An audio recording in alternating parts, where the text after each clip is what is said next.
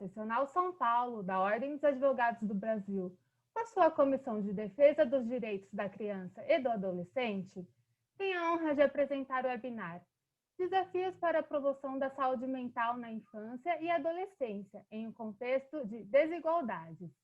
Evento promovido pela referida comissão, com apoio da Comissão de Cultura e Eventos da OAB São Paulo. Informamos que este evento compactua com 3 dos Objetivos de Desenvolvimento Sustentável estabelecido pela ONU, a saber, saúde e bem-estar, reduzir as desigualdades e paz, justiça e instituições eficazes. Com a palavra, senhoras e senhores, doutora Thaís Nascimento Dantas, vice-presidente da Comissão de Defesa dos Direitos da Criança e do Adolescente da OAB São Paulo. Boa noite a todas e todos, agradeço a presença de cada um que está acompanhando a gente nesse evento tão importante que vai discutir os desafios para a promoção da saúde mental na infância e adolescência nesse contexto de desigualdades estruturais no nosso país. Hoje eu tenho a honra de dividir esse espaço com 3 mulheres profissionais muito importantes, a doutora Maria de Fátima Patim, a doutora Sara Urbieta e a doutora Elenir Freitas, cada uma trazendo um recorte específico para essa temática. E para aquecer um pouco o debate, entender o porquê, né, o que nos provoca a tratar sobre esse tema, eu separei aqui alguns dados em relação especialmente ao cenário de suicídio e problemas de saúde mental aqui no Brasil. A gente tem dados que mostram que cerca de 12 mil suicídios acontecem todos os anos no Brasil. Se trata de uma realidade bastante triste e que atinge principalmente os jovens. A imensa maioria desses casos, segundo as estatísticas, está relacionado a transtornos mentais. E é por isso, inclusive, que foi criada a campanha do Setembro Amarelo, né, que é o que a gente está vivenciando agora nesse mês de setembro. Quando a gente olha para crianças e adolescentes, a taxa de crescimento de suicídios ela vem crescendo. Então, entre 10 e 14 anos, ela aumentou 40% nos últimos 10 anos, e nesse mesmo período, na faixa etária de 15 a 19 anos, ela aumentou 33%. E diversas pesquisas mostram que para enfrentar e prevenir, né, o suicídio, é necessário focar em 2 fatores. No não acesso a meios para suicídio, nisso a gente está falando, por exemplo, no acesso a armas de fogo, que a gente sabe que é um desafio no país por conta de algumas medidas que visam a flexibilizar o acesso a esse tipo de armamento, e também, especialmente, na prevenção de transtornos mentais e promoção de saúde. Quando a gente coloca alguns critérios relacionados a desigualdades estruturais, o cenário é ainda mais desafiador. Então, por exemplo, se a gente olha para adolescentes e jovens negros, a taxa de suicídio ela é grande e ela vem crescendo. Dados do Ministério da Saúde mostram que ela é 45% maior do que a taxa de suicídio entre brancos e que ela cresceu entre a população jovem negra 12%, enquanto ela esteve estável entre pessoas brancas. Para além disso, há também uma pesquisa que mostra que jovens homossexuais têm maior tendência ao suicídio.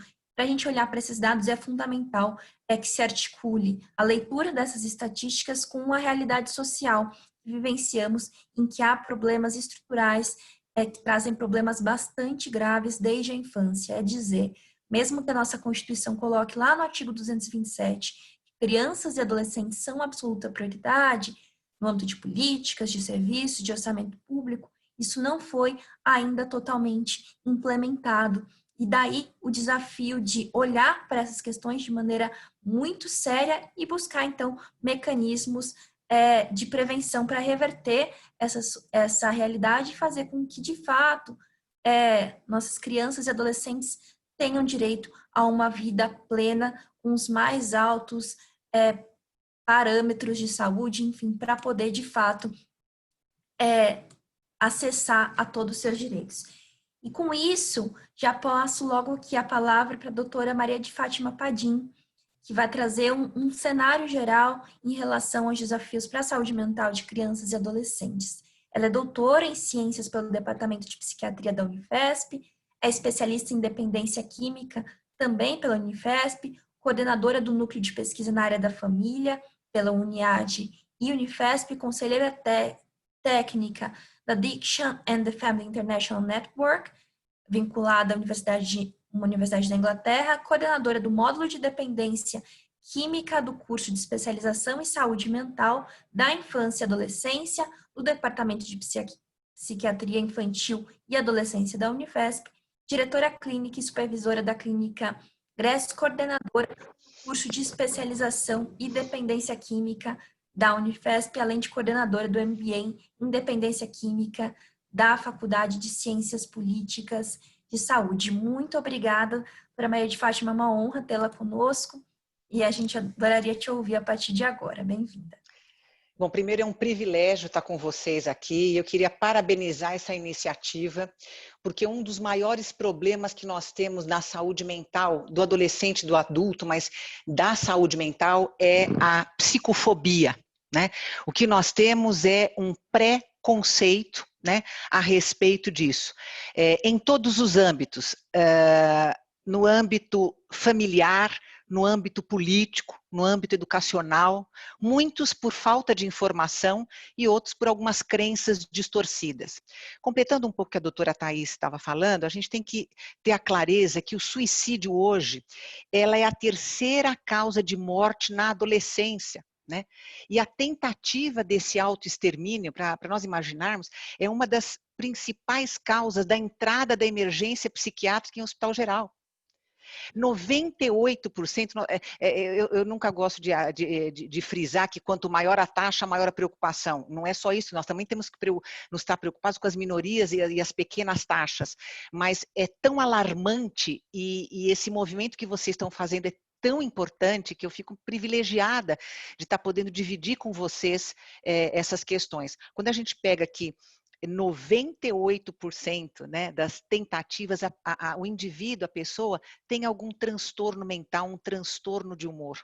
Agora, vocês imaginam, né, que 70% das crianças e dos adolescentes que têm um transtorno não são diagnosticados.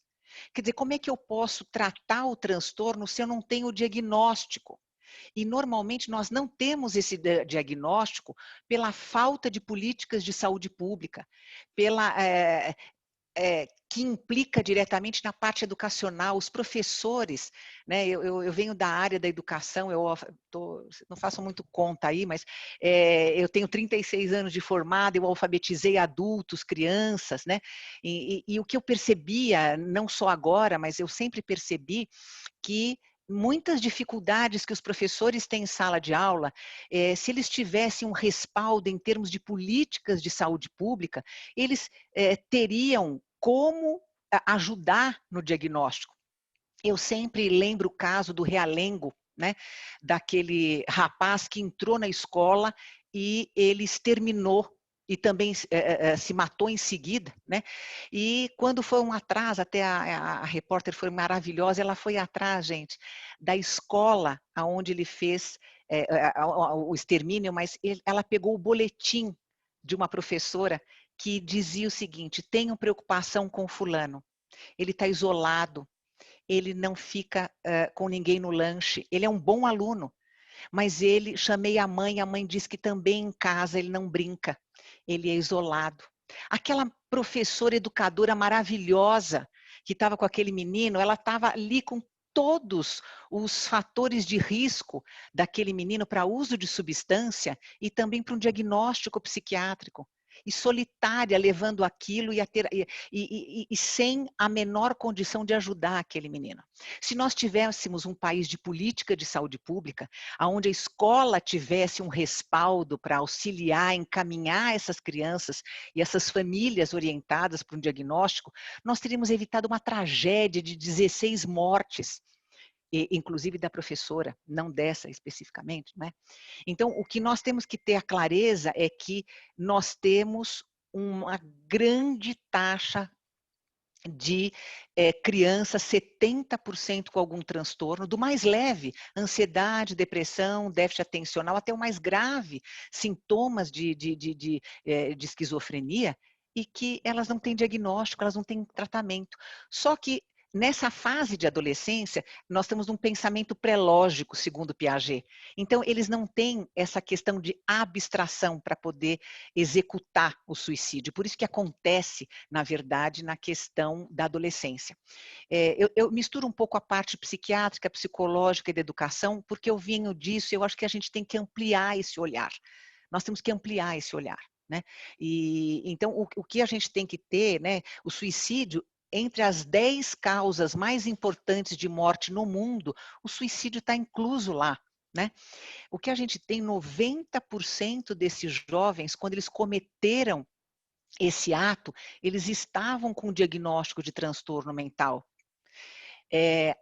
O grande X da questão, vejam só, 50% desses jovens, pessoal, já estava há 2 anos apresentando sintomas. Né? Então, começa aquelas crenças distorcidas, dizendo, é da idade, isso faz parte, é porque não tem limite, é porque a escola não é boa. E começa-se o quê? A justificar uma série de padrões de comportamento que são indicadores do quê? De uso de substância, de se envolver em brigas, de fato, se embriagar e se automutilar. Nós temos uma lista de fator de risco, não é? Que levam o adolescente, a criança, a pré-adolescente a tentar, desde a automutilação até o suicídio, que são relevantes. São relevantes. E nós precisamos, e vocês estão abrindo esse canal de suma importância para que a gente crie forças de políticas públicas. Essa família não sabe, porque chega lá, é porque menino é assim, porque menina é assim. Vai se justificando o injustificável dentro de padrões comportamentais. Então, hoje está claro que a falta de diagnóstico precoce, a falta de orientação familiar, de suporte das famílias e das escolas, que estão solitárias. O pessoal fala, você sempre defende as escolas, como se... Sim, eu sempre vou defender as escolas. A base de eu estar aqui, Fátima, professora, doutora, foi a educação. Eu vim de uma estrutura onde meus pais eram analfabetos, mas onde eu tive a oportunidade de ter um nível escolar de formação e de freiras, eram freiras, extremamente avançadas, como essas moças que estão aqui, que são todas moças, a Sara, a Danila, a Sandra, a Thaís, Helenir, né? Eu tive esse privilégio de ter essa oportunidade e de estar aqui. Né? O que a gente vê no paralelo a isso, essa falta de prevenção, e já se sabe, nós não estamos numa doença ou numa pandemia onde as causas estão ainda muito a se saber. Nós temos, de fato, claro o que leva um jovem, um adolescente a cometer o suicídio. Lógico, tem esses fatores, a doutora Thaís colocou muito bem, que tem que ter um monitoramento em relação à mídia, em relação a estímulos, né, lógico, não tenha dúvida, que está dentro de políticas de saúde pública. Então, a política de saúde pública é isso, nós temos que monitorar toda essa mídia, né, onde o estímulo para beber é gigante. Eu não sei se... Eu levei um susto quando eu comecei a entrar na área de dependência química, nós levamos 1 milhão de assinaturas ao Congresso Nacional para proibir a propaganda de bebida na televisão. E eu não entendi, 1 milhão de assinaturas, vocês sabem, se são as pessoas da lei, vocês sabem a importância que tem 1 milhão de assinaturas. E não deu em nada. Quando eu fui ver, porque, gente, a cerveja é uma bebida, é um refrigerante de malte. Oi? Então, é tão impactante essa questão de onde as nossas crianças e os nossos adolescentes, eles estão desprovidos de qualquer política de saúde pública consistente. Não adianta fazer lá meia dúzia de ações absolutamente desconectadas de evidência científica. Fátima, então você está falando agora só porque você é cientista? Não. Por que na hora de nós fazermos um tratamento do COVID, nós nos baseamos em evidências científicas? Só que na hora de tratar o suicídio, onde nós temos aqui esse volume, quer dizer, a segunda causa de morte dos adolescentes? E por que nós também não vamos nos pautar em evidências científicas? Quais são os fatores de risco? É isso que a doutora falou, a doutora Thais falou, essa liberação sem sem nenhum crédito de avaliação do que o jovem está liberado ou não para assistir, essa falta de informação familiar, a falta de respaldo na educação, né? E quando a gente vê a cerveja sendo tratada no bastidor, obviamente, né? Como um refrigerante de malte. Por isso que nós não conseguimos impedir. Quando nós agora, eu acho que faz 12 anos, onde houve a proibição do tabaco na televisão, 30% hoje dos nossos jovens fumam menos. Nós sabemos que políticas restritivas, elas dão certo. Na minha época, gente, eu vou repetir isso, quem está me escutando, eu tinha um glamour fumar o tabaco. O nome do cigarro era Charme, Benson's and Hedges, Free. Tudo que o adolescente quer é ser livre. Olha o nome do cigarro. E quem fazia as propagandas eram jovens, como assim na bebida. Eu fumei. Não tem esse tabagista, mas eu sou uma tabagista. Gente, o que eu mais queria era ser free e ter charme. Olha o nome do cigarro, Hollywood.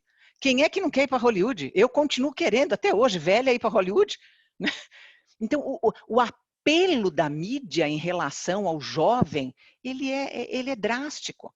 Né? Ele é drástico, olhem as propagandas. E nós só conseguimos ter hoje uma redução de tabaco porque nós tivemos medidas restritivas, como a doutora Thais coloca nessa questão desse estímulo, com metodologias para isso, nós conseguimos no tabaco hoje essa política. Quando a doutora Thais fala da restrição do armamento, isso é política de saúde pública. Oi, Fátima, você é restritiva? Sim, nós sabemos que o ser humano, ele vive através de regras. Olhem o cinto de segurança. Na minha época, a gente não usava cinto de segurança, gente. E quando começamos a usar, eram 2 pontos. A hora que nós começamos a ser multados, eu não entro hoje no meu carro e falo, bom, eu posso sofrer um acidente e então, em decorrência disso, eu colocarei o cinto para... Não, fica pem, pem, pem, pem, pem, eu ponho o cinto. Então, nós temos que valorizar políticas públicas que deram certo. Por exemplo, na Suíça, ai, Fátima, você vai usar a Suíça? Vou, lógico, eu tenho que me pautar em exemplo. O pessoal para liberar maconha não está usando a Holanda? Então, na hora da liberação, usa o país pequeno. Na hora de falar de políticas públicas, a gente não pode usar? Por quê? Nós temos condição, sim. Por que não? Então, o que acontece lá? Um professor que vê a criança matriculada, quando ela começa com comportamentos ou de déficit de atenção, ou de hiperatividade, ou de depressão, aquela criança passa na própria escola por uma avaliação e ele vai ser acompanhado e encaminhado. Lá não existe essa liberação de as crianças poderem ter, como a doutora falou, esse acesso livre a informações de crenças distorcidas de solução de problemas. Então, nós sabemos o que temos que fazer.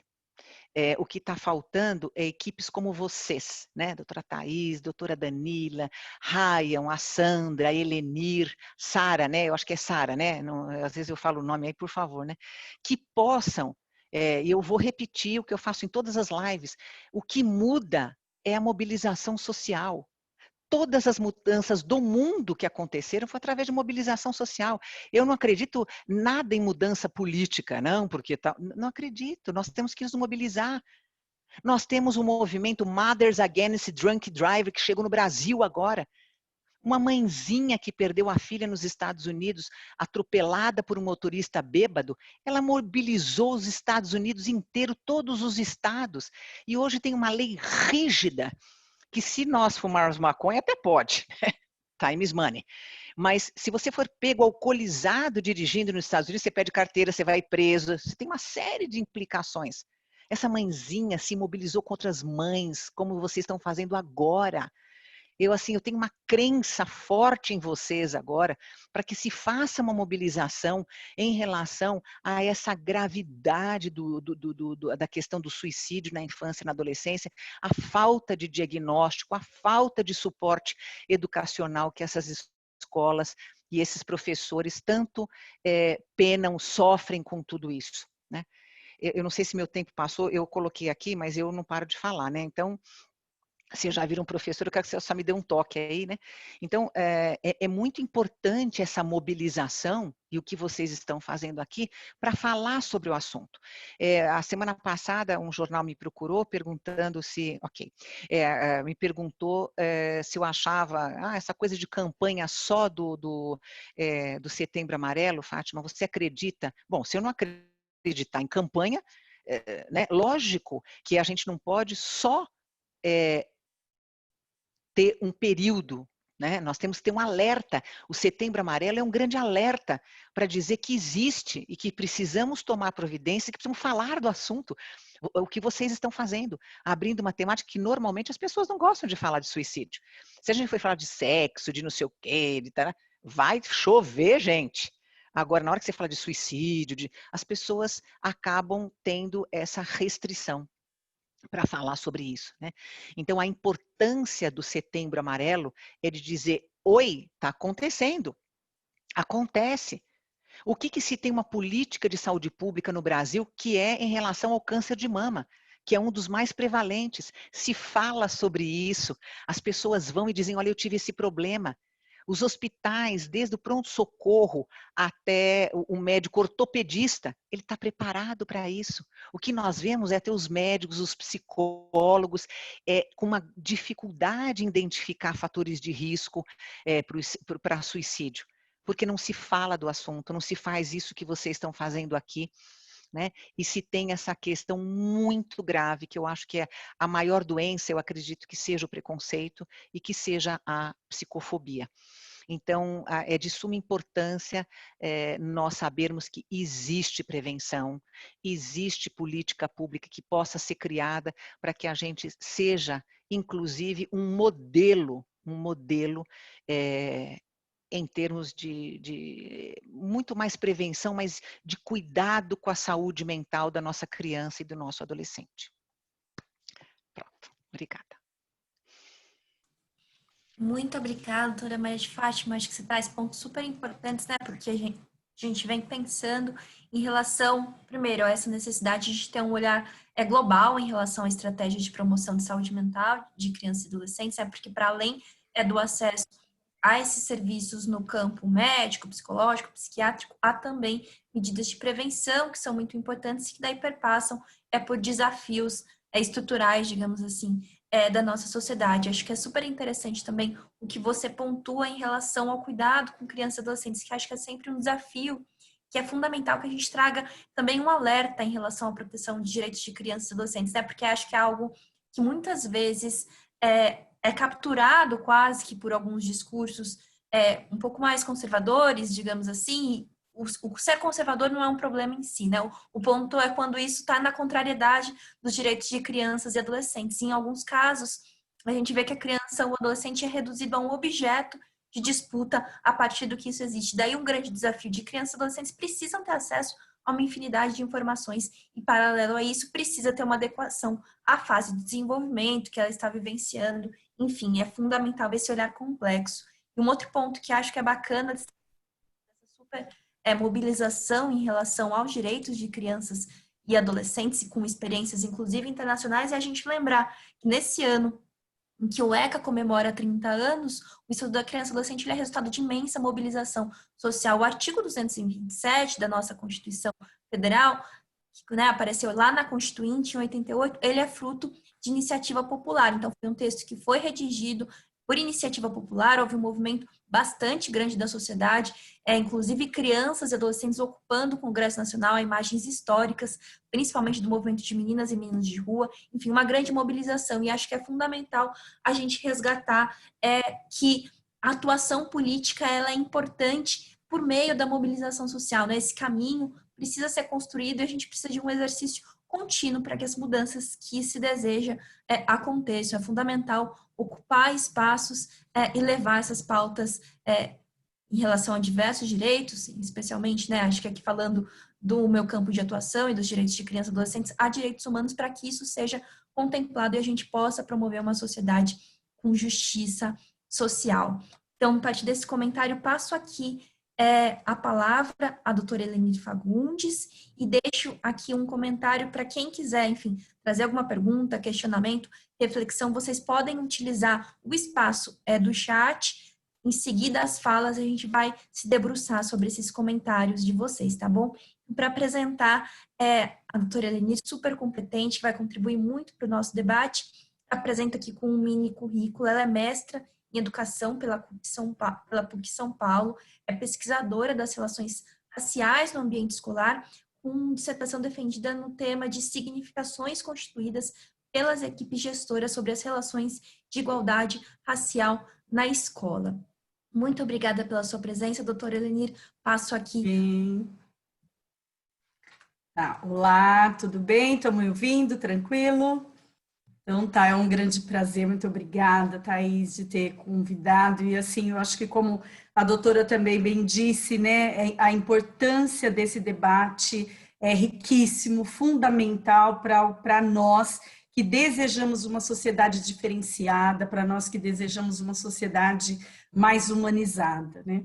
E todos nós sabemos o quanto nossas crianças são vítimas dessa sociedade que não pensa, que não trabalha, que não tem políticas públicas para a questão da saúde mental, que vem, né, que é trazida por questões psicológicas e atitudes do próprio ser humano, atitudes de uma sociedade que não se interessa, que não está muito interessada o quanto deveria para todas essas questões. Então, trazendo isso, eu acho que assim, o racismo tem tudo a ver, né? Tanto a questão do suicídio, toda a questão de saúde mental das nossas crianças e jovens, né?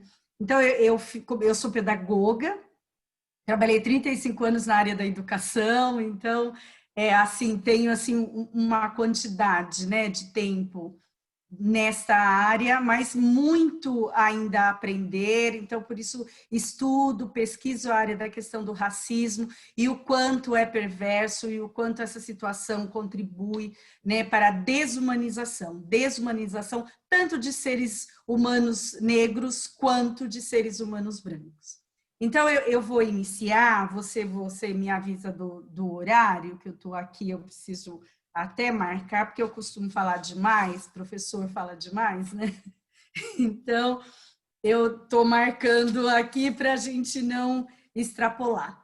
Bom, primeiro, eu acho que é fundamental, vou passar rapidamente, ver se eu consigo passar rapidamente para a gente aprofundar mais a questão do racismo e o quanto isso, né, onde é que isso implica na questão das crianças e adolescentes, e falar assim, a gente tem que entender que o racismo, ele é estrutural, então ele estrutura a nossa sociedade, que o racismo interessa ao capitalismo. Então, se nós temos uma sociedade capitalista, essa sociedade capitalista, ela precisa da divisão da classe trabalhadora. Ela precisa de que uns ganhem menos, que outros ganhem mais. Ela precisa de uma hierarquização. E aí existe uma narrativa o tempo todo para que isso seja legitimado. Tá? Então, os interesses, quando a gente fala da intersecção de raça, de classe, de gênero, é isso que a gente está falando. A população negra, né? Vamos dizer, né? A raça negra, ela é desumanizada, ela tem os piores salários, ela está morando nas periferias mais precárias, certo? E o capitalismo precisa de um exército de trabalhadores, de reserva de trabalhadores, para que tenha um salário mais baixo, para que as condições de trabalho, né, não sejam melhores. Por quê? Porque se eu demito alguém, eu tenho 200 na fila. Então, basicamente, esse interesse, por isso que a gente fala que é fundamental, a gente não tem democracia nesse país com racismo. com essa desigualdade. Quando a gente trabalha racismo, automaticamente a gente está falando de desigualdade, né? Bom, e esse interesse, ele foi construído, existe um arcabouço, certo, de ações e de ideias que foi se constituindo na população brasileira e até do próprio mundo, né? Trazido por uma visão europeia de superioridade. Olha só, o racismo é quando você, né? Racismo é o quê? É pensar que existe uma raça superior à outra.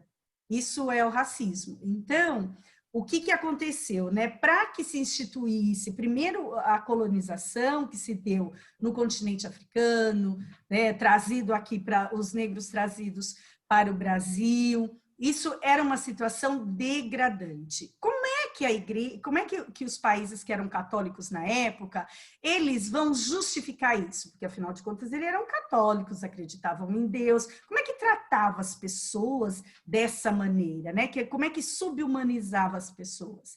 Para justificar, o que eles fizeram, né?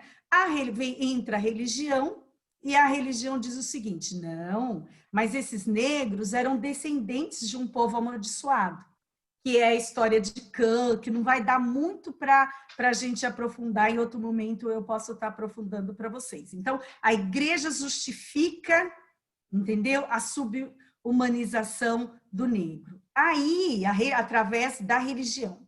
A ciência entra e fala, não, existe uma hierarquização de raça, quanto mais branco, mais puro, quanto mais preto, menos puro, entendeu? A ciência vem com as teorias eugênicas, né? Trabalha tudo isso. E olha só, racismo não nasce lá no povão, nasce nas universidades, nasce, né, no que tem de mais alto cargo da religião, da igreja. Aí, como se não bastasse a religião, a ciência, vem o direito, com as leis, né? Já que eles são sub-humanos, então, portanto, né, façamos leis para que eles não se tornem humanos, porque senão, né, afinal de contas, nós não precisamos, precisamos apenas explorá-los. Então, vem o direito, fazem toda uma gama de legislação que prejudica essa população. Né? E aí vem o encarceramento da população negra, a proibição de trabalhos negros, né, de trabalhadores negros. A gente tem pesquisas, né, que diversas profissões o negro não poderia exercer no país. Então, quer dizer, o que faz? Então, não tem emprego, não tem nada, mas o negro não podia ficar na rua e era encarcerado, quem não tinha emprego. Né? A lei de terras que proibiu o negro de comprar terras. Certo? Então, a legislação vem, o direito também com essa linha de superioridade branca vem e cria todo um arcabouço para inferiorizar, para prejudicar a população negra. Na educação, o que nós temos? A proibição de crianças na escola. Né? A Constituição até 1900, né? Você pega até 1920, desde a Constituição de 1837 para frente, é proibido a criança negra estudar. Então, quer dizer, novamente algo que vem para prejudicar, né?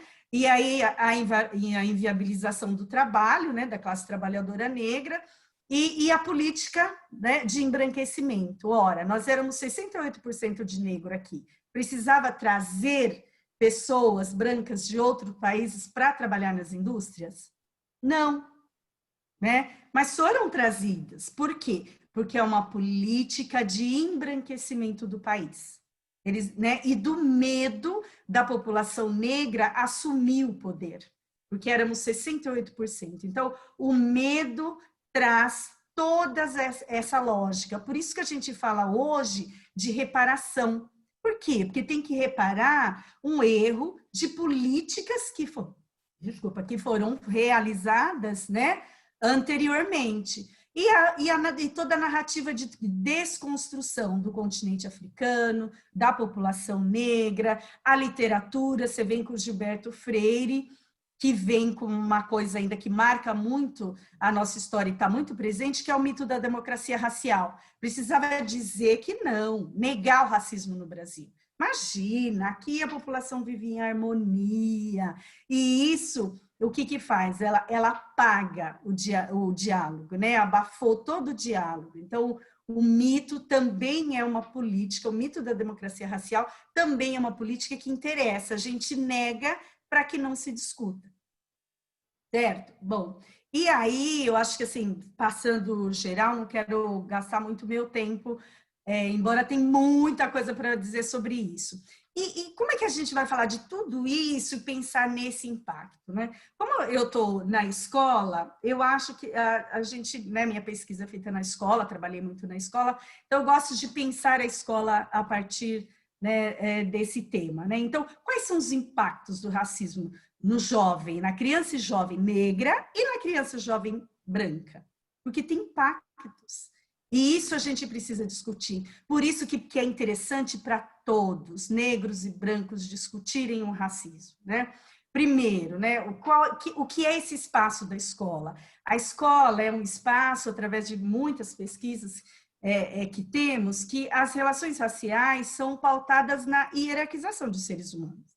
Então, está presente a eugenia na escola. Brancos são superiores aos negros. Ainda, infelizmente, a gente precisa trabalhar muito para que isso, né, seja modificado, para que isso seja superado. Então, a gente tem tanto essa questão, né, da hierarquização, a escola ainda muitos, né, e quando a gente fala escola, a gente está falando de pessoas que fazem, escola é gente, como diz Paulo Freire, né?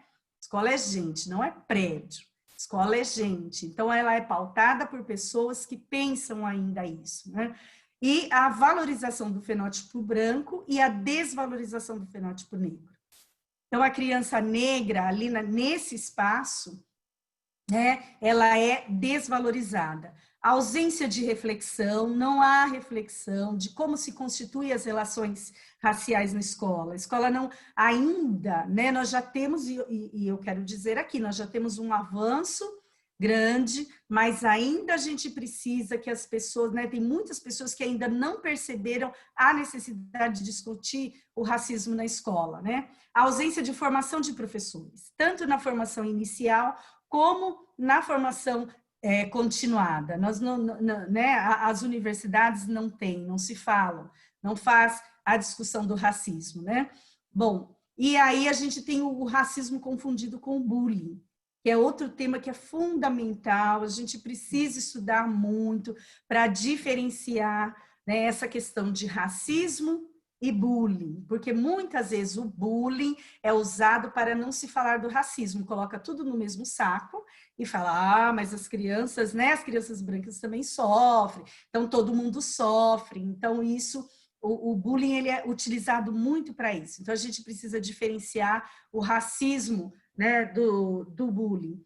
E a gente tem, então, os professores, com a ausência desse debate, a gente tem os professores, né, despreparados, uma dificuldade de identificar o racismo, porque, afinal de contas, a gente ainda tem uma escola de maioria branca, os professores.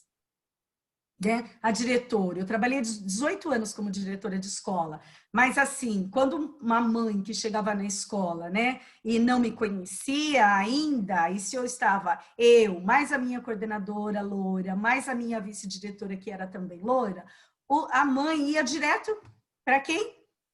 Se informar para as loiras, e não a mim, porque na cabeça dela, e não é por maldade, não posso dizer que essa mãe é má, entendeu? É porque ela aprendeu que não tem diretora negra, né? Qual é o fenótipo? Qual é, né, quando você pensa numa diretora, como é que você pensa essa diretora? Certo? Então, isso são coisas que estão, por isso que a gente fala, né, conscientes e inconscientes. Por isso que está nessa sociedade e nós somos, né? E assim, o racismo, as ações racistas também passam por ações inconscientes, e a gente precisa estar alerta a isso, alerta, para que a gente vá superando esse olhar, né, superando essas ações. Então, o que tem na escola? Né? Um racismo velado, um racismo ignorado, muito forte ainda, um silêncio, sabe? Eu até falo, um silêncio ensurdecedor, né? Que é um silêncio que precisa ser cutucado, é um silêncio que a gente precisa tocar no assunto. E aí, qual é o impacto, né? Mas como assim, né? Racismo impacta na criança branca. tem impacto, sim. O racismo, a falta de discussão de racismo na escola impacta a criança branca. Então, uma das questões, né, para impactar, então, por exemplo, né, nenhuma criança nasce racista. Isso já, né, Mandela já dizia, nenhum ser humano nasce racista. Nós aprendemos, racismo é uma construção. E a gente precisa construir outras coisas, que não o racismo, nessas crianças que vêm aí, nessa discussão da escola, né? Então, o racismo, ele desumaniza crianças e jovens negros e brancos, certo? Então, vamos pensar um pouco no jovem branco. Quando é que o jovem branco está desumanizado? Certo? Quando ele aprende e passa a ter essa sensação de superioridade em relação ao outro ser humano. Entendeu? Porque o racismo traz isso para o branco, a sensação de superioridade. Então, quando ele tem essa sensação de superioridade, não só a criança, o jovem, o adulto, né?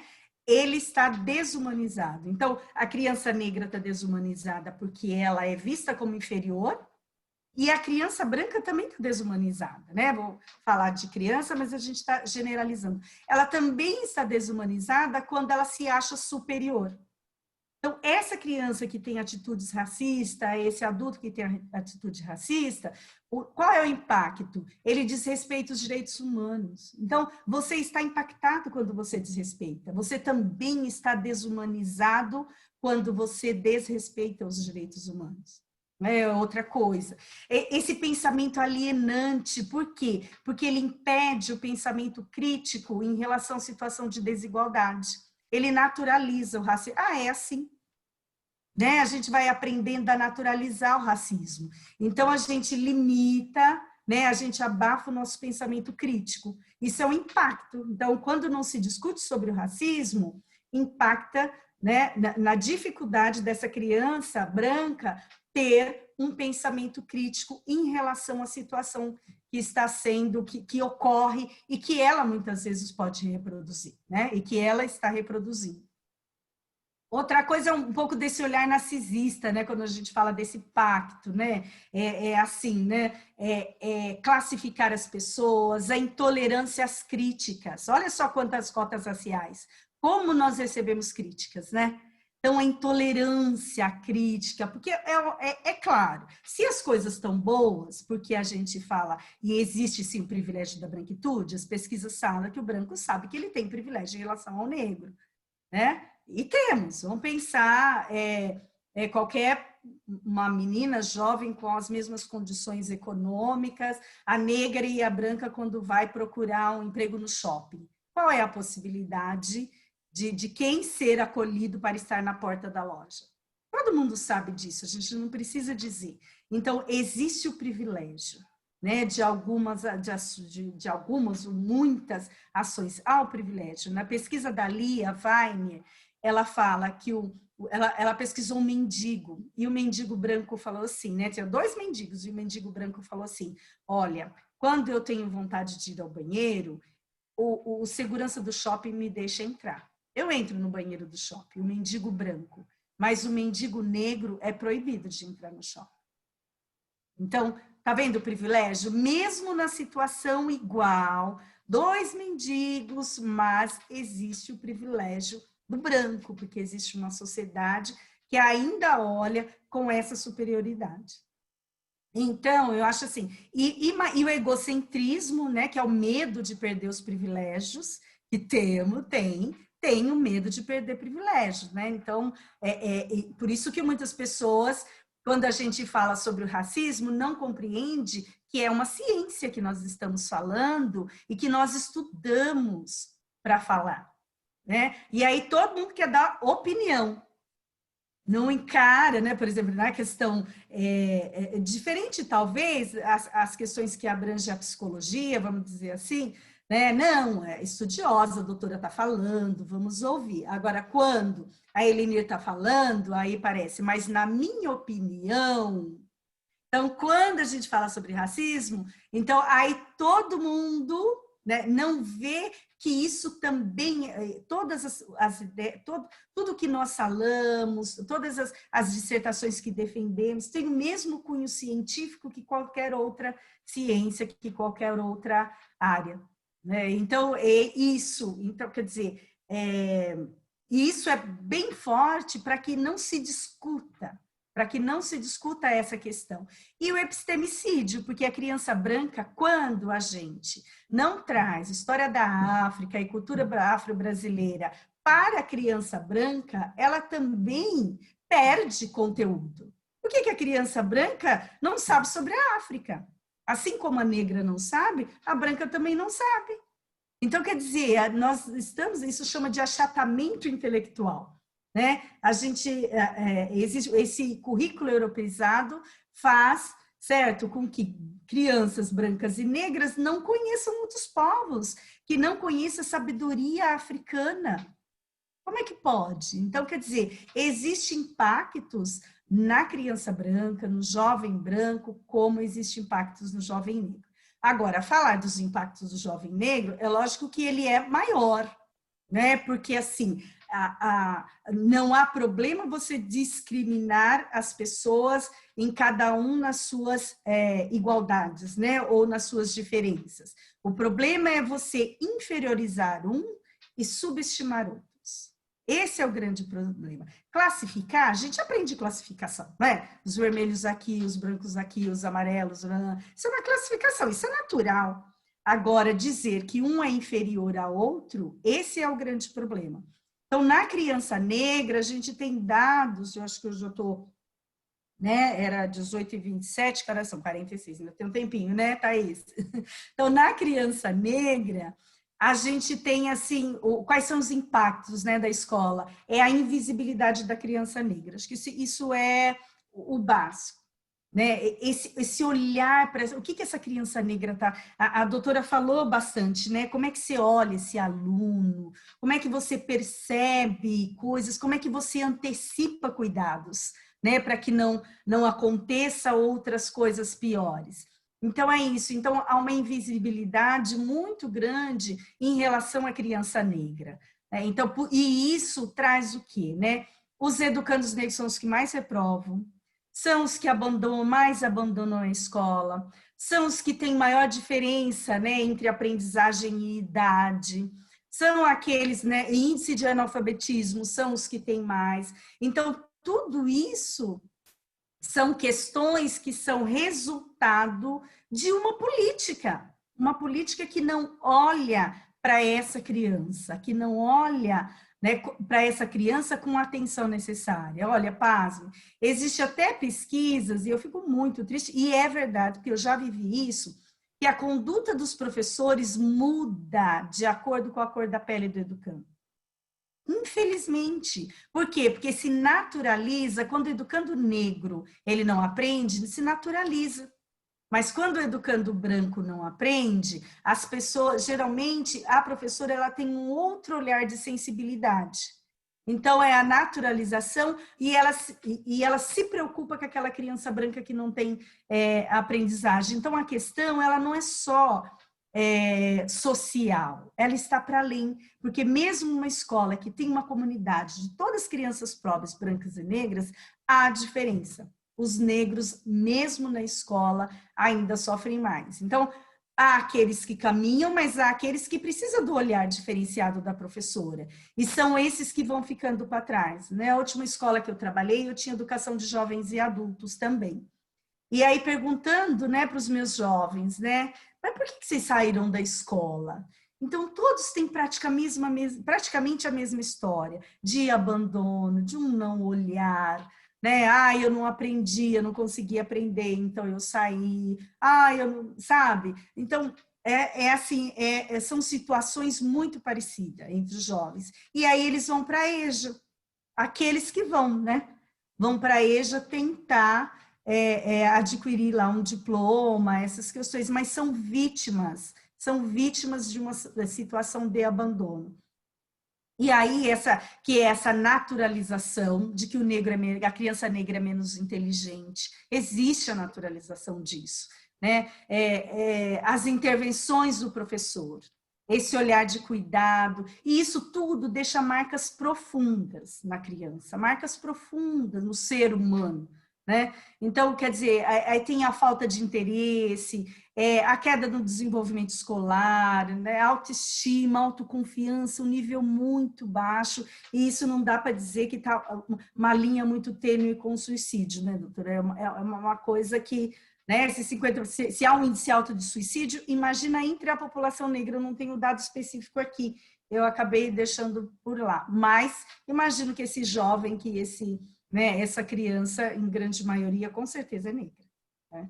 Então, a gente precisa de uma escola que acredita nessa criança, que essa criança negra é capaz e que trabalhe o empoderamento, né, o empoderamento dessa criança. A gente precisa muito disso. Né?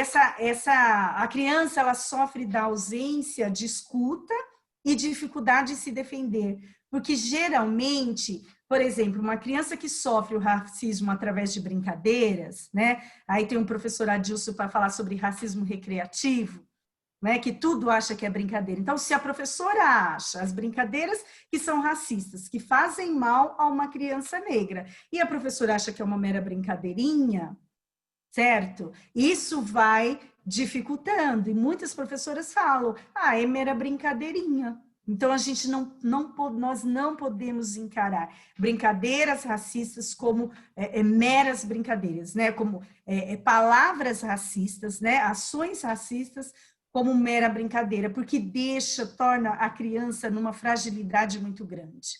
Né? A gente precisa deixar essa criança expor o seu sentimento, a gente tem que dialogar na escola através de rodas de conversa, através de assembleias, as crianças precisam dizer como é que elas se sentem. Tanto as crianças negras quanto as crianças brancas, elas precisam participar disso, né? Isso, acolher essa queixa, né? Outra coisa fundamental e importante, muito triste, é a negação da identidade. Porque quando a gente trabalha, quando existe, né, um espaço onde você é tratado, né, com inferioridade, você não gosta de si mesmo. Então, não é fácil ser negro nessa sociedade. Não pense que é tranquilo. Não, é difícil ser negro. Eu mesmo, aos 12 anos, eu não via a hora que minha mãe alisasse meu cabelo. Não via a hora. Por quê? Porque eu quero ser aceita no grupo, porque existe um padrão de beleza, né? Existe um padrão de beleza, um fenótipo branco, e aí a gente quer se parecer para ser aceita. Então, essa negação de identidade é muito perversa. É muito triste, né? Você se sentir feia, você não ser considerada por ser diferente. Todos nós somos diferentes, né? A gente não quer igualdade, a gente quer respeito às diferenças. Isso que é fundamental. Cada um é diferente, cada ser humano é diferente do outro. Então, o que nós queremos? O respeito à diferença. E a gente precisa de uma escola que não seja hegemônica, né? Uma escola que fica todo mundo na sua gavetinha, do jeito que não, somos todos diferentes, as crianças são diferentes, cada uma, né? Os adolescentes são diferentes, então é isso. Então, empoderar essa criança negra é fundamental. É fundamental para que ela se sinta mais humana, e isso vai ajudar na saúde mental dessa criança, com certeza, né? Bom, eu acho que essa escola, ela precisa se indagar muito, né? Fazer grandes reflexões para entender o que de fato, que escola que eu quero construir, que ser humano eu quero construir nessa escola.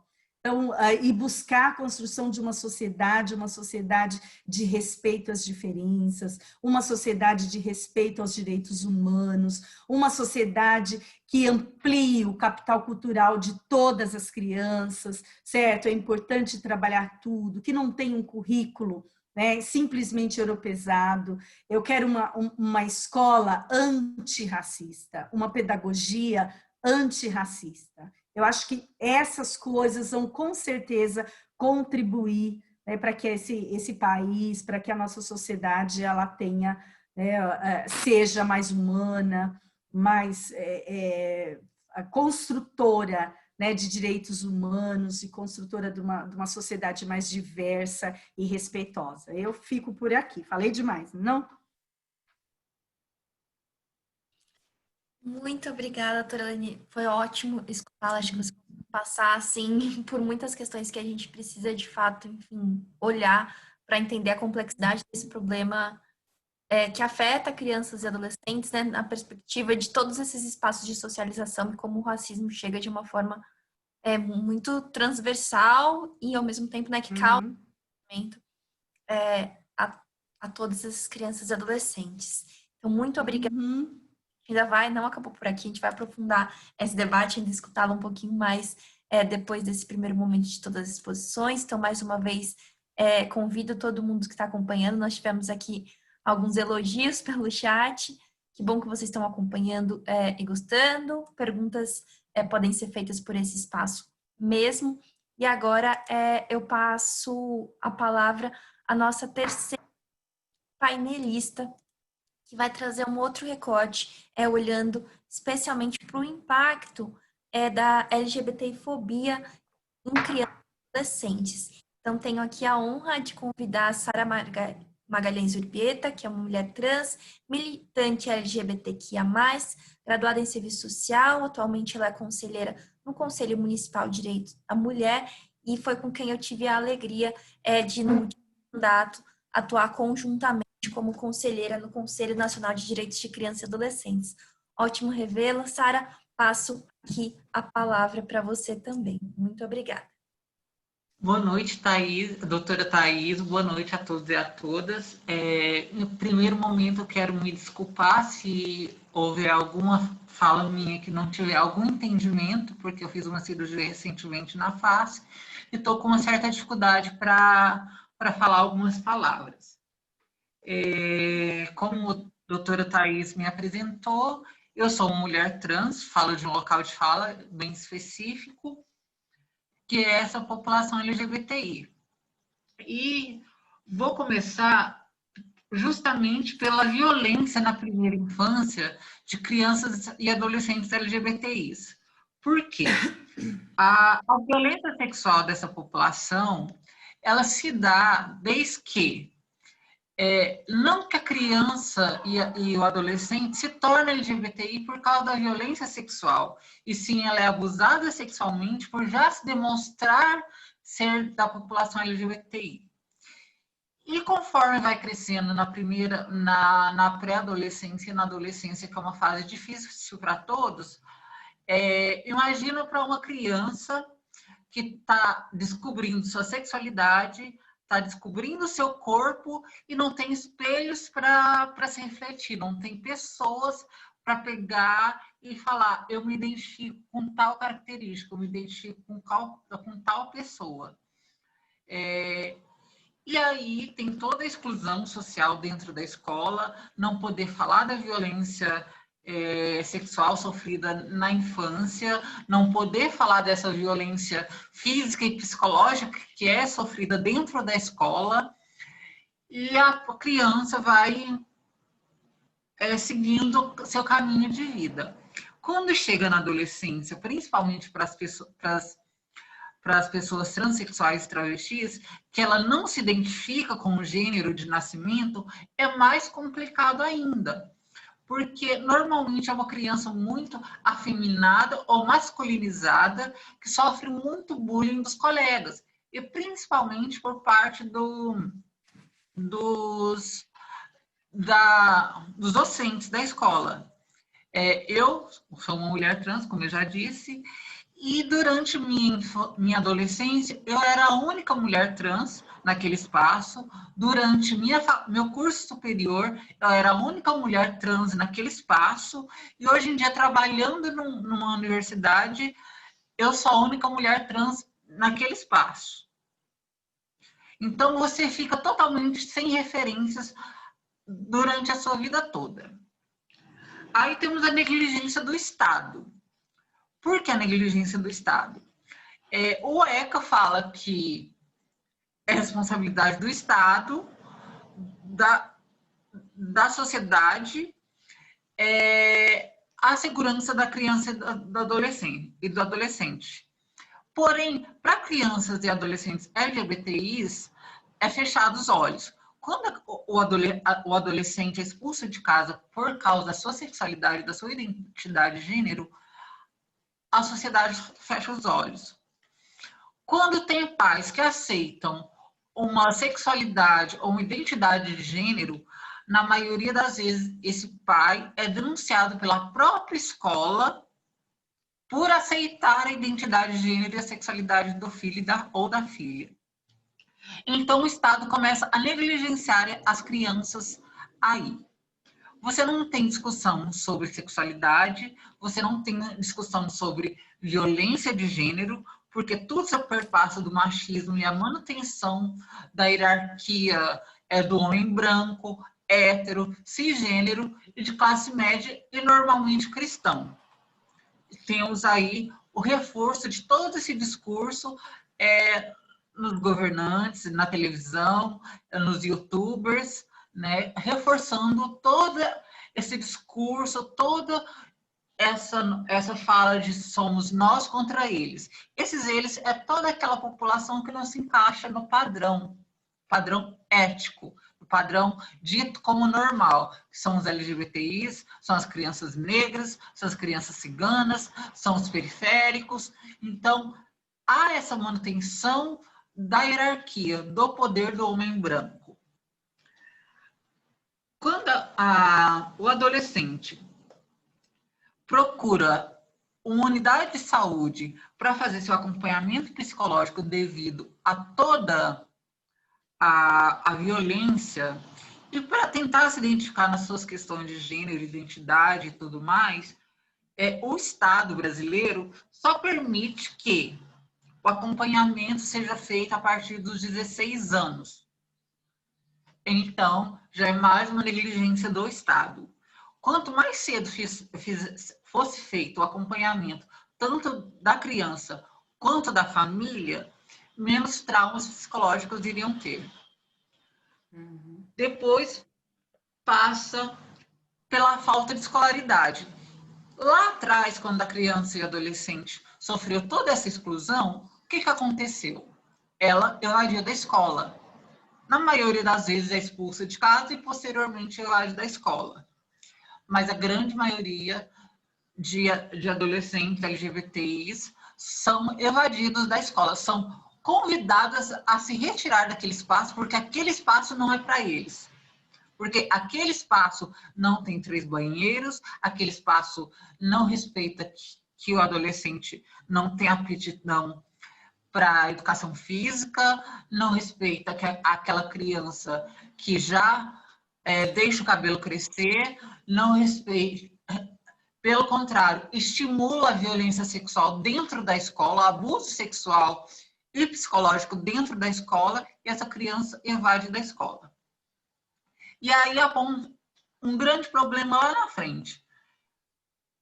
Baixa escolaridade. Quando chega no mercado de trabalho, qual que é a primeira alegação dos contratantes? Você não tem escolaridade suficiente. Porque é a primeira desculpa que vem. Não vai falar, não, eu não vou te contratar porque você é LGBTI. Não, não vou te contratar porque você não tem escolaridade. É a primeira desculpa. Você tem a exclusão da família. Você não pode praticar a sua religiosidade, porque nenhum templo religioso te aceita. Desde quando você se assume LGBTI, você deve abandonar a sua religiosidade. Você não pode expressar sua afetividade. Por quê? Você não pode demonstrar carinho em público, em segurança, assim como uma pessoa cis, hétero e branca. Você também perde a afetividade da sua família, porque você foi expulso muito cedo de casa do seu seio familiar, do seu núcleo familiar.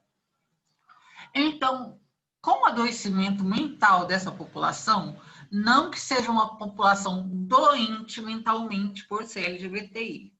Ela é adoecida mentalmente pela sociedade por ser LGBTI, porque é todo um quadro de exclusão. Você chegou até um certo ponto que já houve toda a sua morte social ao longo da sua vida.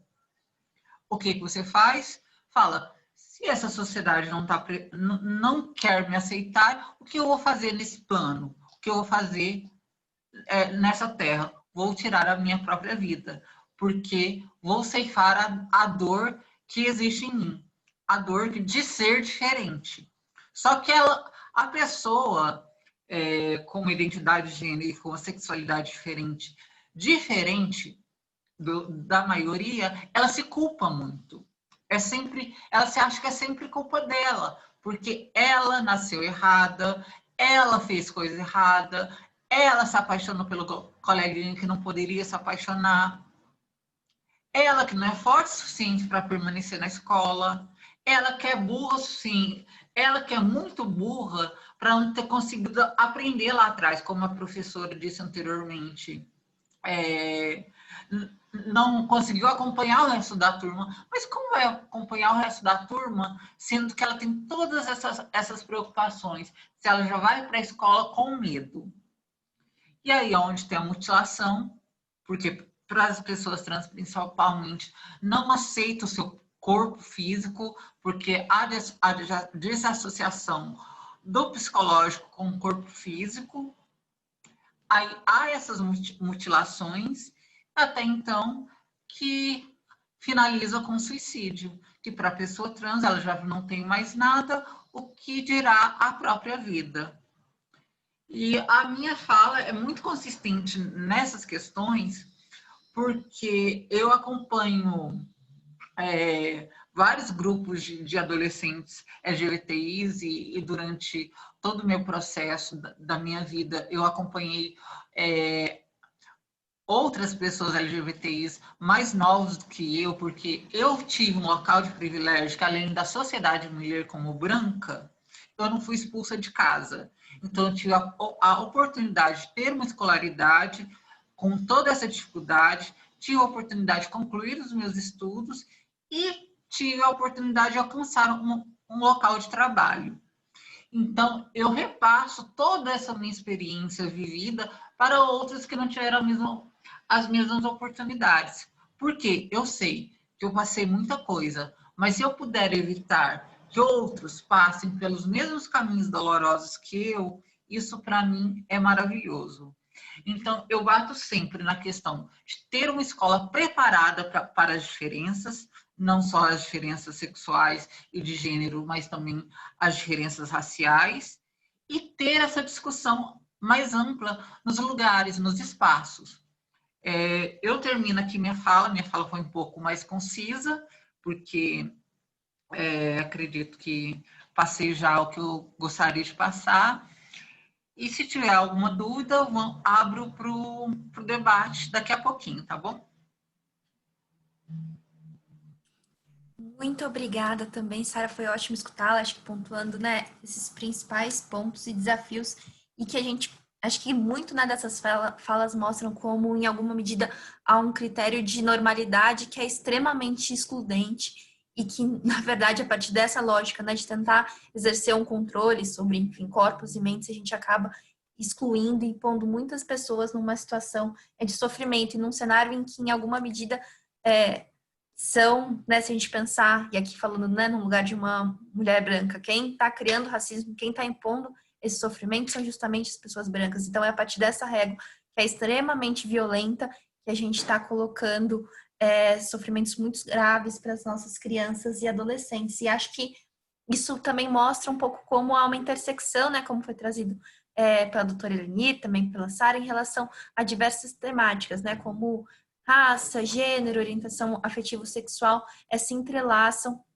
e acabam trazendo desafios quando a gente fala na garantia de direitos. E acho que são diversos os estímulos, né? Só para pensar algumas coisas das suas falas, acho que teve um ponto na fala anterior falando um pouco sobre o papel da publicidade, como ele é excludente. Eu fiz um trabalho há algum tempo atrás sobre publicidade sexista e como isso era, né, bastante violento para mulheres, mas na verdade desde o começo da vida. Isso não é simplesmente para meninas e mulheres esse tipo de violência. Então, é uma pesquisa americana que mostra que a publicidade e a programação televisiva, ela aumenta a autoestima dos garotos brancos, porque, né, as mensagens de poder são ali veiculadas, é esse o padrão veiculado, ao mesmo tempo que ela diminui a autoestima de meninas no geral e de meninos negros. Então, que tipo de mensagem é que a gente está levando para esses grupos? Em paralelo, acho que quando a gente pensa no papel da educação, que é algo que vocês trazem de maneira muito forte, olhando para o campo da legislação, a gente tem algo extremamente avançado em relação a conteúdo curricular, né? Então, a gente pensar na lei de bases de diretrizes, se a gente pensar até mesmo no que é previsto na base comum curricular. No entanto, a gente tem um descompasso entre o que é colocado na prática, se a gente falar, por exemplo, sobre a necessidade de ensino, né, da história afro-brasileira, que é uma lei que já está vigente há bastante tempo, mas que não foi implementado. Há menções expressas em relação a tratar sobre a desigualdade de gênero, mas é algo que vem sendo recorrentemente questionado. Com alegria, posso dizer que, embora iniciativas como Escola Sem Partido tenham crescido, né, como movimento em diversas localidades, inclusive com leis aprovadas, nos últimos 2 meses o Supremo Tribunal Federal julgou diversos casos em relação a leis estaduais e municipais que tinham um conteúdo de escola sem partido, reafirmando que isso é contrário aos direitos de crianças e adolescentes, isso é contrário ao direito da educação. E é necessário que a educação tenha esse olhar para a diversidade, para os direitos humanos, para que ela cumpra a sua função enquanto mecanismo não só dessa promoção conteudista, digamos assim, mas de formação para a cidadania. Então, agradeço muito o que vocês colocaram. Se eventualmente alguém tiver algum comentário ou alguma pergunta que queiram fazer, peço que coloquem aqui no chat pelo webinar. A gente pode levar essas perguntas para elas. Os comentários são muito esclarecedoras, ótimo escutá-las, mas se alguém quiser algum ponto para aprofundar, fique à vontade, a gente tem mais um tempinho aqui quanto a isso. Daí aproveito, enfim, para ver se alguém traz algum ponto específico. Gostaria de ouvir um pouco de vocês, então, de alguém que está aqui no lugar como advogada, que não tem um conhecimento específico nessa área, mas pensar se vocês conseguem ver qual seria, então, o papel de advogadas e advogados, de operadores do direito, para contribuir com essa temática. Gostaria de escutar um pouquinho de vocês quanto a esse ponto.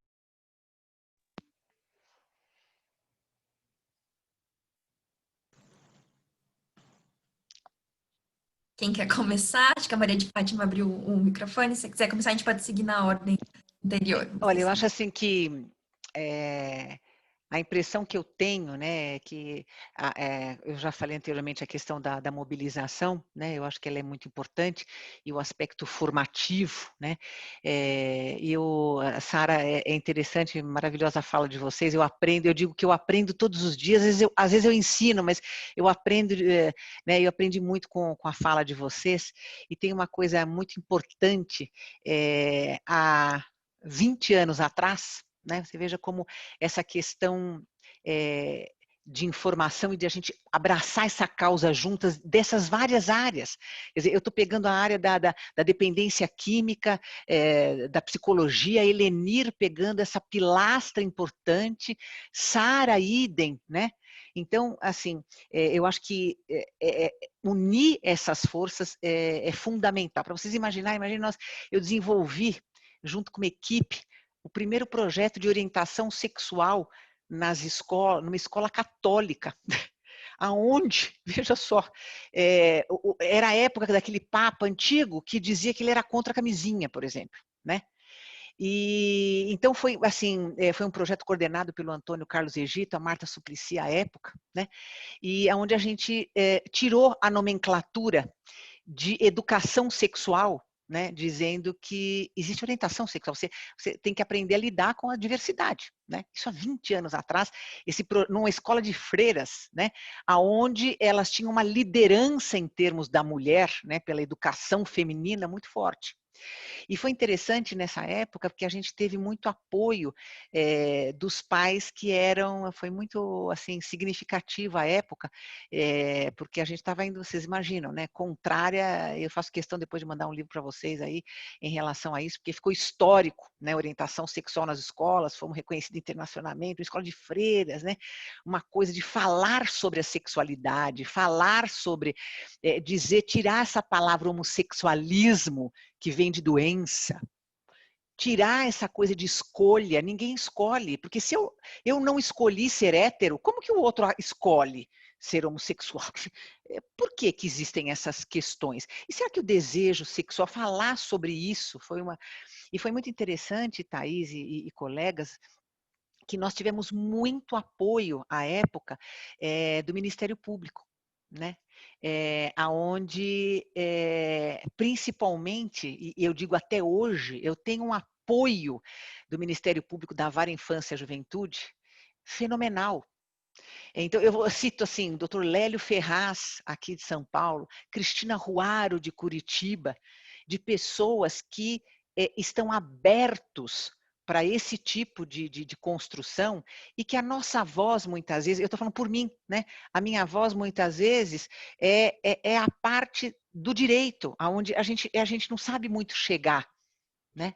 Então, eu acho que o direito, ele poderia, assim, as ações, vocês darem mais subsídios estruturais para o pessoal de cá. Então, por exemplo, o ECA, que né, a gente é fã, hashtag milhões de vezes, né? Quando eu digo, por exemplo, a lei da corresponsabilidade, eu estou escrevendo um livro sobre abuso sexual na infância, né? Em formas de histórias terapêuticas. Eu mandei até um para você, Thaís, não sei se chegou, do Toninho, acho que a doutora Lia deve entregar em breve, né? Mas eu estou colocando sobre abuso sexual, né? E vocês falaram uma coisa muito importante, a Sara falou, e a Elinir também falaram, dessa questão de se expressar, da educação socioemocional, né? Que isso é fundamental. Então, eu acho que eu vejo assim o direito no sentido de poder, de fato, divulgar. Quando eu disse numa live que quando nós não denunciamos, nós somos corresponsáveis. As pessoas, Fátima, você tá, o que é isso? Como assim corresponsável? Eu vou ficar denunciando aí? Você é tão cúmplice, como se você estivesse ali junto, fechando a omissão. Ela é grave, ela é grave. Então, eu sinto que o direito pode fazer essa mediação com o Ministério Público, com outras, onde vocês têm uma força em termos de legislação que é desconhecida, é desconhecida. Quando a Sara coloca assim, que delícia para a gente aqui ver essas histórias de superação, que somos assim, no mínimo nós três aqui. Eu que venho de pais imigrantes semi-analfabetos, né? Minha mãe não sabia ler. Ela ficava horas no ônibus, no posto, lá esperando o ônibus, e ela ficou feliz quando eu podia ler o ônibus, o nome do ônibus, para ela poder subir mais rápido, né? Quando a gente pega a Elenir, né, com essa história em termos educacionais, a Sara com essa pilastra importante de educação, e você, Thaís, abrindo esse canal, eu acho que nós precisamos muito do direito. As políticas de saúde pública, elas precisam demais de vocês. Porque vocês, eu não sei muito de engenharia, mas é um fio condutor importante. Né? Todas as atitudes que eu tive o apoio de advogados, do Ministério Público. Eu sou assistente técnico de muitos casos, de abuso, enfim, né? E eu não consigo ver uma coisa e me calar, ficar quietinha, eu não consigo, né? Eu falo portuguesa, hiperativa, mulher, eu falo, meu Deus do céu, tá tudo junto aqui, né? Se uniu. E eu aciono, por exemplo, mesmo, olha, eu digo para o advogado, olha, eu sei que não faz parte do que da minha assistência técnica, mas eu quero falar com a promotora, eu quero falar com o juiz, e ele me media isso. Né? Eu tenho advogados que fazem essa mediação. Então, eu acho que, na minha visão, né, na minha humilde visão, eu acho que os advogados, eles são fios condutores dessa força da Sara, dessa força da Elenir, dessa força minha em termos de transtorno mental, da busca pelo diagnóstico, né? Às vezes, o que nasceu primeiro, o ovo ou a galinha? A Helenir e a Sara, a gente às vezes não sabe. Será que, às vezes eu não sei se o menino ficou deprimido porque tinha alguma coisa em termos nucleares, ou se foi um ambiente que massacrou de uma forma devastadora, a gente sabe dessa interação corpo e mente. Não é? Eu digo assim, nós não vamos no oculista e vemos um olho sentado lá, né? Tá uma pessoa inteira, né? Então eu vejo assim, vocês do direito, vocês são fundamentais para que a gente possa, a área da educação, a área da orientação sexual, a área dos direitos humanos, a questão do racismo, que é gravíssimo, é seríssimo. Você, Helenir, Sara, falaram coisas que são absolutamente fundamentais para criar políticas de saúde pública, de prevenção. Tudo bem, eu falei um pedacinho ali de sinais, mas elas falaram pilastras fundamentais de dores humanas. E você, Thaís, e vocês da área, pessoal da OAB, pessoal, vocês são os fatores, na minha visão, na minha modesta visão, eu acho que vocês são os grandes condutores da minha voz, da voz da Helenir, da voz da Sara, da voz dessas crianças, da voz das mães sem nenhuma estrutura, né? Da mulher, né? A gente diz assim, não, mas mudou demais, agora nós temos direitos iguais. Não é verdade. Eu digo, a mulher chega em casa, é continuação da guerra e é descanso do guerreiro, né? Então, a gente mudou, a gente foi para o mercado de trabalho, mas nós continuamos em casa. Quer dizer, às vezes eu falo assim, nossa, está mais desigual do que era antes.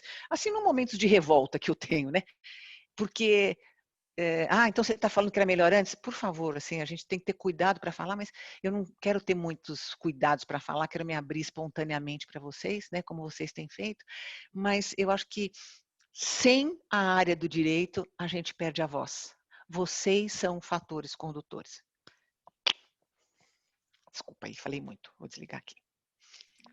Muito obrigada, doutora Maria de Fátima. Passo a palavra agora, então, para a Helenir. Pelo que parece aqui nos comentários, seguem de elogios, mas sem perguntas. Então, acho que já pode ser uma fala quase que de encerramento. Encerramento. Tá bom? Ok, Obrigada. tá bom, Thaís, linda.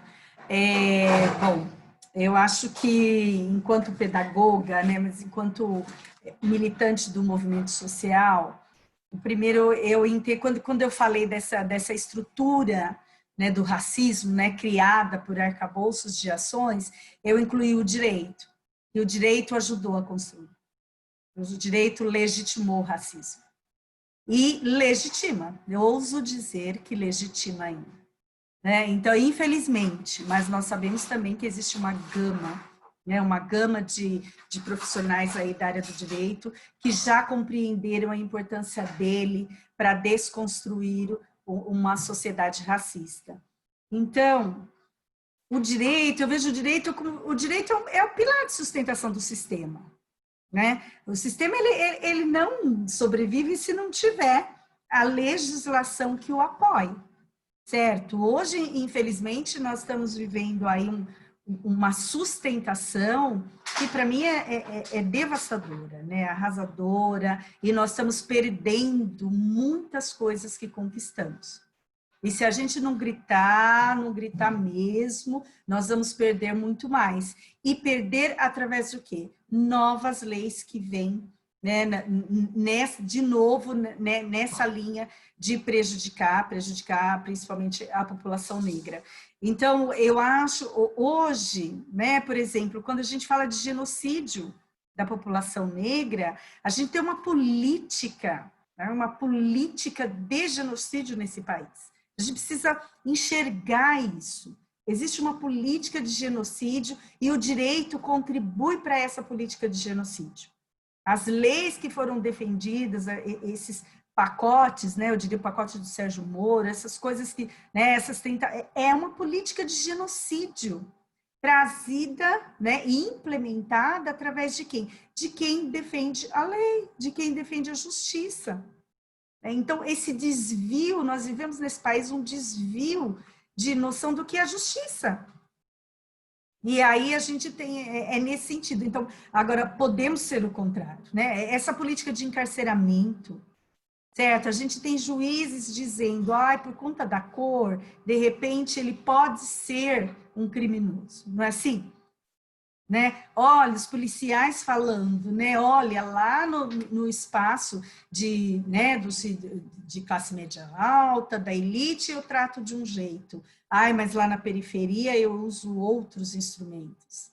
Né? Então, matam jovens, matam... Né? Mesmo a relação racial. O negro é tratado diferente do branco pelos policiais, que pode ser negro ou não. Então, a gente precisa estar bem atenta no que esse direito está fazendo. Por um outro lado, a gente consegue políticas públicas. Né? Hoje, essa semana passada, a gente conseguiu, através, né, de uma legislação, essa partilha na condição de verbas, né, para mulheres negras e homens negros, igualdade, né, de verba para o pessoal que está aí trabalhando por um cargo, né, no legislativo. Então, quer dizer, a lei de cotas foi fundamental a gente ter visto, né, o Supremo Tribunal de 11-0, né, dizer não, a lei de cotas é importante, a lei de cotas é constitucional. Então, a gente precisa de advogados, a gente precisa de pessoas na atuação nessa área que, de fato, quando a gente vê, né, aquela balancinha da justiça, que de fato represente essa justiça. A gente precisa também que os advogados brancos sintam a ausência de advogados negros nesse país. Quantos são os advogados negros? Quantos são os advogados brancos? Quem é que está na elite do poder, dentro desse, né, do poder, dentro dos cargos, né, de direito? Então, eu acho que a gente precisa, sim, eu gosto muito da fala do Fanon, que diz, né, o branco de hoje, ele não tem culpa das mazelas, né, da escravização de pessoas, né, do que aconteceu na época da escravidão, não tem culpa, mas ele tem a responsabilidade de ajudar a desconstruir, né, tudo que foi construído a partir disso, dessa situação. Então, eu acredito num direito que vá, de fato, cobrar que as pessoas implementem a LDB, porque quando a gente fala da 10.639 e a 11.645, a gente não está falando de uma lei, nós estamos falando da lei de diretrizes e bases, né, da educação, que diz que precisamos estudar a história da África, que diz que precisamos, né, a história afro-brasileira. Então, é LDB, por que não se cumpre? E cadê? Né, como é que a gente, através dos advogados, como é que a gente ajuda a fortalecer para que isso saia do papel? Então, a gente precisa de um direito de fato, né, de pessoas do direito que, de fato, esteja favorável aos direitos humanos, né, que não esteja favorável aos seus interesses. E que mude, infelizmente, gente, por isso que eu digo, né, essas leis, essas mazelas do racismo nasceram, não foi no meio da população, nasceram nas academias, nasceram nas pessoas que têm os melhores cursos, as maiores formações, e isso é um absurdo. Então, a gente precisa do direito para ajudar, né, a construir uma sociedade diferenciada e que ele faça leis de fato que sejam mais justas para a população negra e para a população como um todo. Muito obrigada, doutora Eleni. Super importante. Passo agora aqui a palavra a Sara, para a gente também caminhar para o... Então, eu acredito que para vocês, asseguradores, agentes do direito devem fortalecer que o direito seja acessível para todos. Porque não adianta nada ter leis e a população, a principal população impactada por essas leis, não saberem dos seus direitos. Fortalecer as comissões da OAB, identificar lideranças dentro das comunidades, da comunidade negra, da comunidade cigana, ribeirinha, indígena, da comunidade LGBTI como um todo, identificar e buscar essa comunidade para andar lado a lado com o direito, isso é muito importante. É até uma crítica que eu faço a alguns profissionais do direito, é que o direito, ele é uma cadeira intocável, né? E o direito deve ser, sim, colocado como à disponibilidade, à disposição da sociedade. O direito tem que ser atingido pela sociedade, acessível pela sociedade. Porque se não houver um agente do direito para assegurar o direito, as populações estarão cada vez mais encarceradas, as crianças e adolescentes LGBTIs serão cada vez mais exploradas sexualmente. Nós precisamos fomentar esse direito. Precisamos levar o acesso às pessoas trans da retificação do nome civil. Nós precisamos levar o acesso, através do direito, às questões do ambulatório transexualizador, do SUS e também as cirurgias que podem ser feitas através dos planos de saúde, que é direito dessa população também, e a maioria não sabe, inclusive os próprios planos de saúde não sabem. Então, nós precisamos de vocês, mas precisamos que vocês sejam acessíveis. Eu deixo essa reflexão. Eu sou do serviço social, que anda lado a lado com o direito, assim como a psicologia também, mas deixo essa reflexão, tá, gente? E outra vez, muito obrigada, doutora Thaís, muito obrigada às demais palestrantes e obrigada a todas as pessoas aqui presentes nessa live. Eu é que agradeço, Sara, também muito obrigada. Posso falar, acho que só para tentar dialogar, né, um pouco com o que vocês trazem, que acho que são pontos muito importantes, partindo também desse descompasso em que acho que é um ponto, de fato, o direito é visto, na verdade é visto não, mas se coloca reiteradamente, acho que é um espaço de escolha aí para esse lugar de intocado, em que há um descompasso gigante entre o que é assegurado em lei e o que é colocado na prática. E é fundamental a gente ter esforços para resgatar essa conexão entre advocacia e sociedade, porque no fim das contas né, essa a nossa finalidade.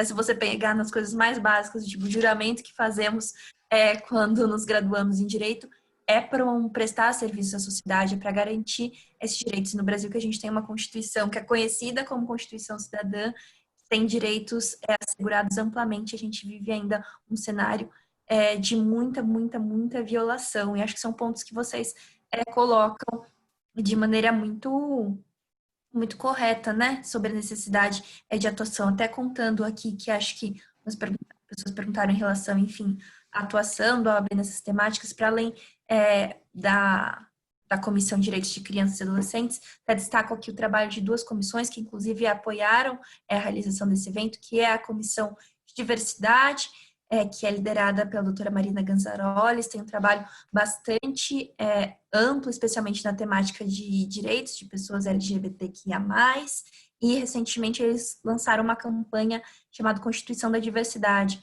especialmente trazendo esse olhar para garantias que são asseguradas a pessoas desses grupos e também os desafios em relação a violações. E no campo da temática de enfrentamento ao racismo, destaco também o trabalho da Comissão de Igualdade Racial, que é liderado pela doutora Maria Silvia, que também faz um trabalho muito importante nessa temática. A gente está aqui num esforço de cada vez mais conectar essas temáticas e estamos identificando que não tem como falar em garantia de direitos se a gente não fala uma sociedade que garante direitos para todos, que assegura a justiça social, em que há um olhar.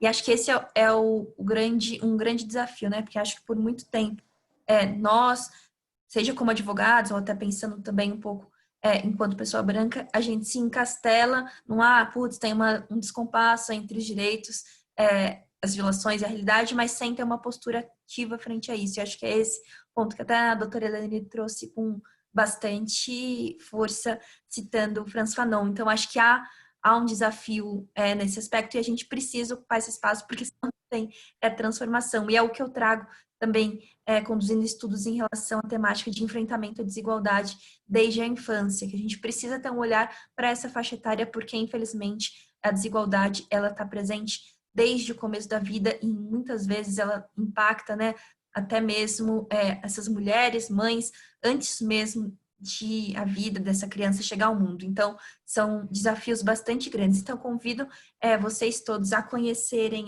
para além do trabalho da Comissão de Direitos de Crianças e Adolescentes, também o trabalho da Comissão de Diversidade, da Comissão de Igualdade Racial, para advogados e estudantes de direito que eventualmente estejam acompanhando. Destaco que no site da OAB tem a relação de todas as comissões, tem formulário, enfim, para inscrição, caso vocês queiram atuar mais conjuntamente em alguma dessas temáticas, são super bem-vindos. E aproveito também para destacar que a partir do dia 5 de outubro, então na semana do dia 5 de outubro, vai ser realizado o próximo evento da Comissão de Direitos de Crianças e Adolescentes, que nesse caso é até um evento, um congresso, né? Então vai ser um ciclo de eventos nessa temática de direitos de crianças e adolescentes, e a primeira mesa vai ser, inclusive, focada na questão de desigualdade. Então, deixo aqui o convite para que vocês possam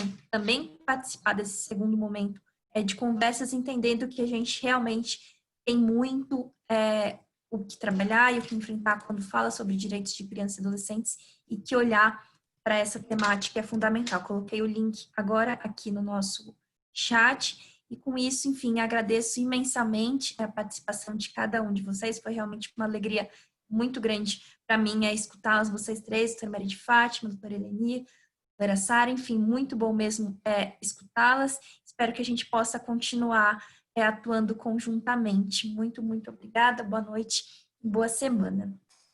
Boa noite. Boa noite. Obrigada. Até mais. Boa noite a todos. Super obrigada. Gratidão mesmo. Muito obrigada. Eu também agradeço.